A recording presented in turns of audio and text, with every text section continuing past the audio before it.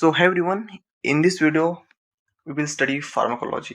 हम इस वीडियो में फार्माकोलॉजी को स्टडी करेंगे कि फार्माकोलॉजी होता क्या है, इसमें इसको हम क्यों स्टडी कर रहे हैं, what are the outcomes, objectives क्या हैं, और सबसे पहली बात कि ये सब्जेक्ट क्या है, इसमें क्या स्टडी किया जाता है। तो इस वीडियो में हम उसको समझेंगे और जानेंगे। सो फार्माकोलॉजी अगर ब्रॉड सेंस में इसको डिफाइन किया जाए तो it is a science of drugs. जब हम कह रहे हैं कि साइंस ऑफ ड्रग्स, तो सबसे पहले बात हमें पता होना चाहिए कि ड्रग्स क्या होते हैं। So drugs can be defined as a chemical substance of known structure other than a nutrient or an essential dietary ingredient which when administered to a living organism produces a biological effect. मोटा मोटी बात यह है कि drugs जो है chemical substance है जो कि हम लिविंग ऑर्गेनिज्म में जब इसको एडमिनिस्टर करेंगे तो बायोलॉजिकल इफेक्ट प्रोड्यूस होगा। लेकिन ड्रग्स के केस में ये biological effect can be helpful as well as harmful. Harmful कैसे कि सपोज ड्रग्स जब हम कह रहे हैं कि एक केमिकल सब्सटेंस है, तो सपोज एग्जांपल के तौर पे आप ले लो कि there is a Harpic. Harpic की बॉटल जो हमारे रेगुलर बाथरूम में प्रेजेंट होती है, जिससे हम साफ सफाई करते हैं, अगर वो हार्पिक की बॉटल जो कि खुद केमिकल सब्सटेंस है, अगर आप उसको पी लेते हो तो इट विल मैक्सिमम चांसेस ये हैं कि आप सीरियस हो गए, आपकी कंडीशन सीवियर हो जाएंगे और it may cause to your death.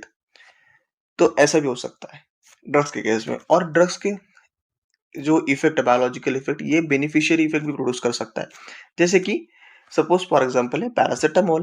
Paracetamol जब आप एडमिनिस्टर करोगे, सपोज आपको हाई फीवर है और पैरासिटामोल आप एडमिनिस्टर करोगे, तो वो क्या करेगा, पैरासिटामोल टैबलेट और ड्रग्स आपकी हाई फीवर को कम करेगा और आपको नॉर्मल स्टेट में लाएगा, यानी आपकी रिकवरी करेगा। तो it is a beneficiary effect. लेकिन जब हम बात करते हैं मेडिसिन की, तो medicine is totally and completely chemical preparation. Okay, जब हम कह रहे हैं कि केमिकल प्रिपरेशन है तो it can be obtain from, it can be natural as well as synthetic. ये नेचुरल भी हो सकता है या फिर सिंथेटिकली डिराइव भी हो सकता है, जिसके अंदर इट कंटेन्स वन और more drugs administer with the intention of producing a therapeutic effect. Okay, तो मेडिसिन में जो बायोलॉजिकल इफेक्ट मिलेगा वो it will be only a therapeutic effects. Yes, there can be adverse effects और side effects because each and every drugs. अब medicine में हम क्या कह रहे हैं कि मेडिसिन में भी एक केमिकल प्रिपरेशन ही है जिसमें एक से एक या फिर एक से ज्यादा ड्रग्स हो प्रेजेंट हो सकते हैं। तो जब हम कह रहे हैं कि ड्रग्स हैं, तो आपको एक बात याद रखनी जरूरी है कि ड्रग जो है, each and every drug is poison. पर पर बात ऐसी है, it depends on its dose and type of drugs. समझ रहे हो आप? जैसे हम टाइप की बात करें तो paracetamol is a beneficiary effect, produces beneficiary effect, और अगर हार्पिक है तो it will produce a harmful effect और it can act as a poison. लेकिन पैरासिटामोल भी अगर हाई डोज अगर आप लेते हो, ओके, प्रिस्क्राइब डोज से ज्यादा अगर आप हाई डोज लेते हो पैरासिटामोल को, तो उसके भी साइड इफेक्ट्स आपको देखने मिलेंगे। सो ड्रग्स और मेडिसिन में ये डिफरेंस है। तो फार्माकोलॉजी यहाँ तक हम समझ रहे हैं कि is a science of drugs. तो ओवरऑल क्या है, ये साइंस है किसकी? ड्रग्स की। Now let's read about objectives. Objectives क्या है फार्माकोलॉजी को स्टडी करने के? तो first is to know the essential information of drugs. Drugs की या फिर मेडिसिन की इंफॉर्मेशन हमें होना, हमारे पास होना बहुत जरूरी है, क्योंकि हम देख रहे हैं कि आए दिन एक नई और साइड इफेक्ट्स या फिर एडवर्स इफेक्ट हमें ड्रग्स के या फिर मेडिसिन से देखने को मिलते हैं। तो इसेंशियल इंफॉर्मेशन अबाउट ड्रग्स हमको पता होना चाहिए। Second is to study the clinically relevant drug interactions. अब देखिए, कई सारे ड्रग्स होते हैं। अब ड्रग्स हम कह रहे हैं केमिकल है, तो केमिकल केमिकल इंट्रैक्शन तो होना जरूरी, तो लाजमी है। जरूरी तो नहीं है लेकिन लाजमी है। तो जब इंट्रैक्शन होंगे तो कब होंगे ये पता होना हमें जरूरी है। तो it is also one of the objective. Second, third one is selection of drugs on the basis of clinical status.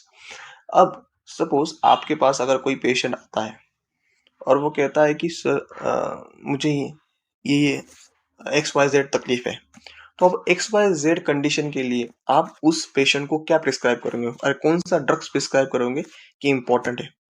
तो आप कैसे प्रिस्क्राइब कर पाओगे जब आपके पास रिलेवेंट इंफॉर्मेशन या फिर आपको उस फील्ड के बारे में, उस कंडीशन के बारे में और उस कंडीशन को ट्रीटमेंट के बारे में आपको पता हो, तभी आप उसको प्रिस्क्राइब कर सकेंगे।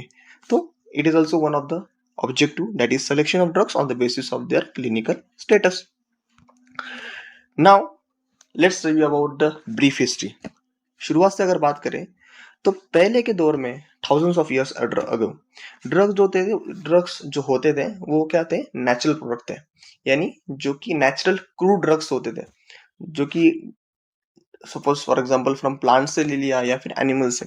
तो हमें इनके बारे में इतना पता नहीं था, मीन्स हमें ओवर्ट इफेक्ट्स पता थे, यानी हमें नेट रिजल्ट पता था कि ये ड्रग्स को या फिर इस प्लांट को एडमिनिस्टर करने के बाद हमें ये इफेक्ट मिलेगा, लेकिन वो इफेक्ट कैसे प्रोड्यूस होता था ये हमें पता नहीं था, यानी mechanism of action of the drugs हमें पता नहीं था।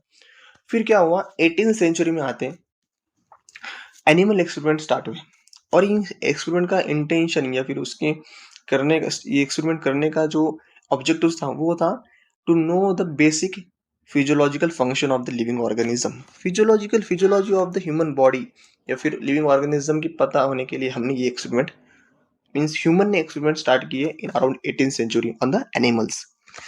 फिर 1847 में फर्स्ट इंस्टीट्यूट ऑफ फार्माकोलॉजी को एस्टैब्लिश किया गया। ये किसने किया, रोडोल्फ ब्यूचेम ने। और उसके बाद में फिर 19th सेंचुरी में ऑसवर्ल्ड शिमिडबर्ग, जो कि फादर ऑफ फार्माकोलॉजी भी है, इन्होंने इनके कई सारे डिसिपल्स को लेकर फार्माकोलॉजी के कई सारे फंडामेंटल कंसेप्ट को उजागर किया, उसके ऊपर रोशनी डाली। और उसी के बाद फिर ड्रग्स को प्यूरिफाई किया करने की प्रोसीजर स्टार्ट हुई, फिर केमिकली उसको कैरेक्टराइज करने की प्रोसीजर स्टार्ट हुई, और तो और फिर नए हाईली पोटेंट ड्रग मार्केट में अवेलेबल हुए। और जो मेन इम्पोर्टेंट कंसेप्ट था, जो कि पहले के ज़माने में नहीं था, पर अभी जो इम्पोर्टेंट कंसेप्ट को हाईलाइट किया गया, उसको डिस्क्राइब किया गया, उसको और उसके अंदर तराशा गया, that is mechanism of action की इफेक्ट, थेरापेटिक इफेक्ट या फिर कोई और इफेक्ट, पॉइजनस इफेक्ट, ये हो कैसे रहे, हाउ दे एक्यूर, तो इसको स्टडी किया गया। नाउ जो फार्माकोलॉजी है, अब इसका यहाँ से हम शुरुआत कर रहे हैं इसको स्टडी करने की, भाई असल में इसमें क्या है। तो फार्माकोलॉजी जो है इसको दो मेन डिवीजन में बांटा गया है, that is pharmacodynamics and pharmacokinetics. देखो अभी हमें पता चल गया कि हमने हिस्ट्री जान ली, हिस्ट्री में क्रूड नेचुरल प्रोडक्ट से हम अब जो न्यूली और कन्वेंशनल मार्केट में जो ड्रग्स अवेलेबल है वहां तक आ गए। तो अब इनकी फार्माकोडायनामिक्स और फार्माकोकाइनेटिक्स प्रॉपर्टीज को हमें पता होना चाहिए, जो कि एक ब्रॉड और एक मेजर और इम्पोर्टेंट एलिमेंट है फार्माकोलॉजी का, दैट इज कि वो ड्रग्स बॉडी में इफेक्ट कैसे प्रोड्यूस कर रहा है, और तो और बॉडी से फिर वो एक्सिट कैसे हो रहा है उसका इफेक्ट प्रोड्यूस करने के बाद। तो इसको हम उसका स्टडी करेंगे फार्माकोडायनामिक्स एंड फार्माकोकाइनेटिक्स में। तो फार्माकोडायनामिक्स जो है, फार्माकोडायनामिक्स में अगर आप देखोगे कि what the drug does to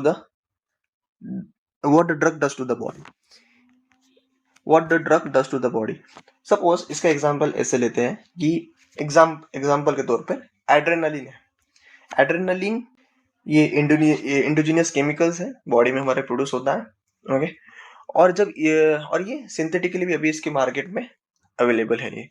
तो ये जब ये काम कैसे करता है, तो एड्रेनलिन जो है, सब फॉर एग्जांपल एड्रेनलिन क्या करेगा, एड्रेनलिन रिएक्ट करेगा, सबसे पहले इंटरेक्ट करेगा किससे, एड्रेनो रिसेप्टर से, ओके, रिसेप्टर से। अब ये रिसेप्टर पे वो बाइंड होने के बाद में it will stimulate the G protein mediated stimulation of cell membrane adenyl cyclase. तो मतलब यहाँ पे क्या हो रहा है कि एडिनिल साइक्लेस स्टिमुलेट हो रही है, और फिर इट इंक्रीजेस, नेट इफेक्ट क्या मिल रहा है, increases intracellular cyclic 3-FEAMP pathway and the net effect is cardiac stimulation। Means generally हमारे हार्ट की जो एक्टिविटी को इंक्रीज करने का काम कौन करता है, एड्रेनलिन, पर वो कैसे करता है, तो दिस इज द प्रोसीजर। तो ये हम कहाँ स्टडी करेंगे, फार्माकोडायनामिक्स में। अब चलो प्रोसीजर और नेट इफेक्ट और प्रोड्यूस हो चुका है, अब उस ड्रग्स को हमेशा के लिए तो हमें बॉडी में नहीं रखना है ना, हमें टेम्पररी इफेक्ट चाहिए था। अब वो टेम्पररी इफेक्ट मिल गया, अब हमें चाहिए कि वो ड्रग बॉडी में से बाहर आ जाए। तो उसके स्टडी हम क्या करेंगे, what body does to the drugs, कि बॉडी उस ड्रग के साथ क्या करती है जब वो ड्रग्स बॉडी के अंदर प्रेजेंट होता है और फिजियोलॉजिकल फंक्शन प्रोड्यूस कर रहा होता है। तो उसको हम स्टडी कहाँ में करेंगे, फार्माकोकाइनेटिक्स में। फॉर एग्जांपल पैरासीटामोल लेते हैं। तो पैरासीटामोल हमें पता है कि कंप्लीटली ओरली अब्जॉर्ब होता ही है, ओके। और आधे आधे आधे से 1 घंटे में इसका ब्लड लेवल्स यानी ब्लड में इसका कॉन्सेंट्रेशन पीक पर होता है। और हमें ये पता है कि 25%, okay, 25% of plasma concentration they bind to plasma protein. और इसका वॉल्यूम ऑफ डिस्ट्रीब्यूशन कितना है, अराउंड 1 लीटर पर केजी है। तो मैं जो भी जितने कंसिडर कर रहा हूँ, volume of distribution, then plasma blood level, ये सारे कंसेप्ट हम कहाँ स्टडी करेंगे। ऑल्सो इसका मेटाबॉलिज्म, देन उसका एक्सक्रीशन, हम ये कहाँ स्टडी करेंगे, this will be study in pharmacokinetics. So hope आपको समझ में आया होगा कि एक जनरल डिस्क्रिप्शन, एक जनरल कंसेप्ट अबाउट फार्माकोलॉजी क्या है और इसमें क्या होता है आप समझे होंगे। आगे की वीडियो में हम ब्रॉडली डिस्कस करेंगे कि अंदर इंपॉर्टेंट एस्पेक्ट्स ऑफ फार्माकोलॉजी को डिस्क्राइब करेंगे, उसको डिस्कस करेंगे। देन ड्रग्स के types, natural, synthetics, now also the sources of drugs, इसको हम स्टडी करेंगे। Then will further move to the important division, that is pharmacodynamics and pharmacokinetics. Thank you. See you in the next